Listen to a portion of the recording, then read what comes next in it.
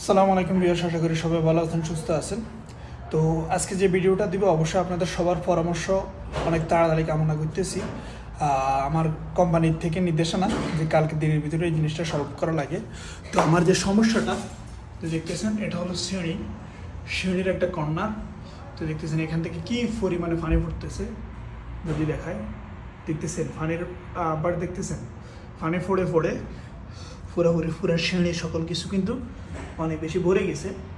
তো কি কারণে পড়ে আর উপরে কি আছে এখন আমি আপনাদেরকে দেখাবো। তো অবশ্যই আপনারা তাড়াতাড়ি আমাকে কমেন্ট, শেয়ার এবং যেভাবেই হোক আমাকে পরামর্শ দিবেন। আসলে এই সিচুয়েশনের সম্মুখীন আমি কোনোদিন পড়িনি। তো এখন আমি উপরে যাইতেছি। তো যদি উপরে আসি, উপরে আসার পরে এই ওয়াল যেটা আছে, এই ওয়ালটার অপোজিটে আমার সিঁড়ি একতলার। তো এখানে একটা সাপ্পায়া আছে, আর দেখেন এটা হলো মাকসালা বলতে বেসিন, আর এখানে একটা সাপ্পায়া আছে। এখন আমি আপনাদের কাছ থেকে গুরুত্বপূর্ণ পরামর্শ চাইতেছি যে এই পানির এই সমস্যাটা আমি কীভাবে সমাধান করতে পারবো।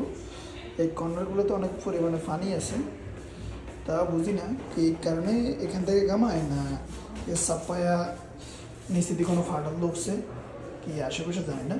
তো অবশ্যই গুরুত্বপূর্ণ মতামত জানাতে বলবেন না ইনশাআল্লাহ। আসসালামু আলাইকুম ওয়া রাহমাতুল্লাহি ওয়া বারাকাতুহু।